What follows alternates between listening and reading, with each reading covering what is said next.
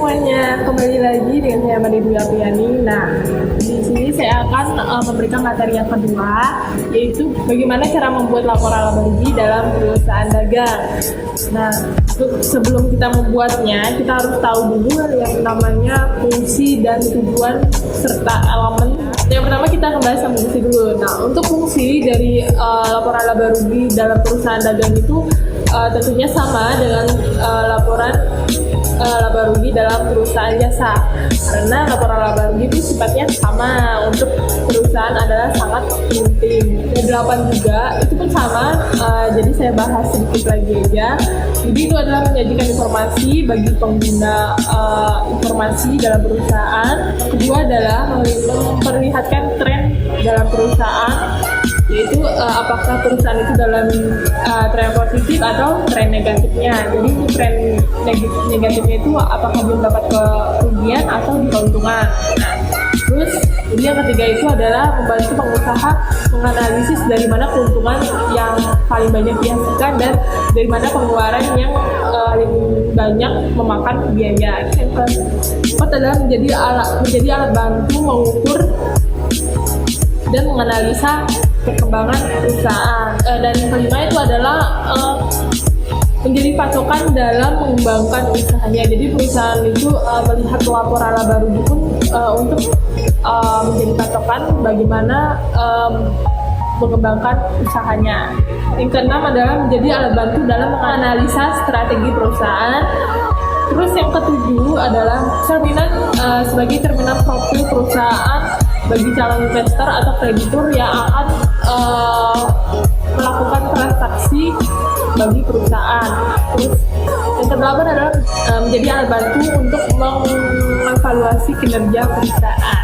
Nah, itu untuk fungsi dari laporan laba rugi sendiri itu sangat sama sih dengan fungsi dari laporan laba rugi perusahaan jasa. Nah, terus kita lanjut ke tujuannya. Nah, untuk penyusunan laporan laba rugi bagi perusahaan jasa itu memiliki tujuan, yaitu ada 3. Nah, yang pertama itu adalah mengevaluasi perolehan laba dari kurun waktu tertentu. Jadi tujuan dari laporan perusahaan dagang itu mengevaluasi setiap keuntungan dalam periode tertentu. Terus yang kedua adalah mengetahui jumlah pajak yang ditanggung ini. Misalnya bagi perusahaan dagang ini biasanya paling banyak yang namanya melakukan atau membayar pajak nih setiap tahunnya, karena semakin banyak yang diproduksi semakin banyak menambah biaya pajaknya. Nah, jadi dalam laporan laba rugi juga tujuannya dalam perusahaan dagang ini kita dapat mengetahui atau menghitung jumlah pajak yang ditanggung. Oke.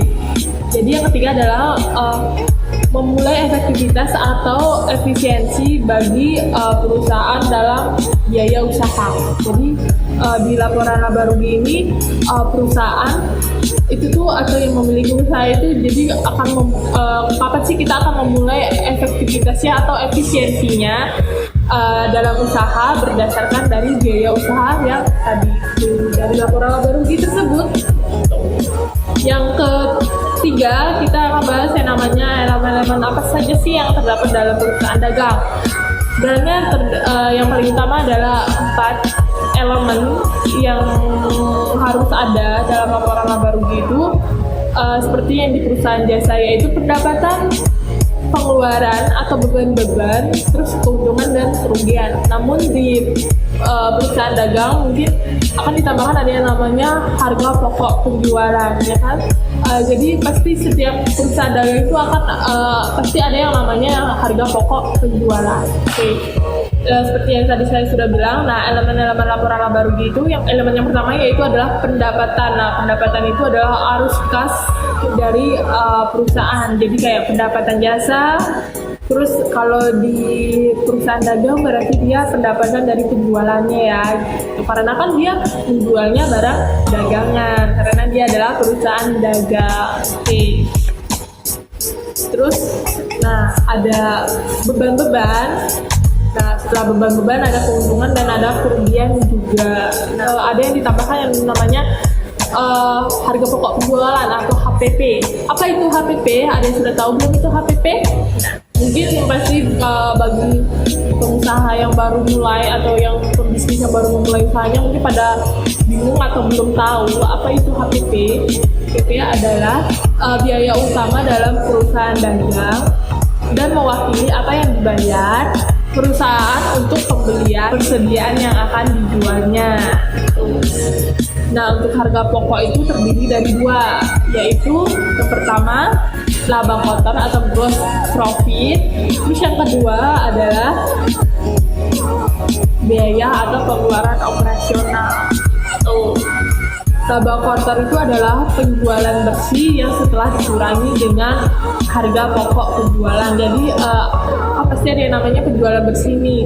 Penjualan bersih ini dikurangi dengan harga pokok penjualan dan hasilnya adalah yang dinamakan dengan laba kotor. Terus ada biaya atau pengeluaran operasional. Jadi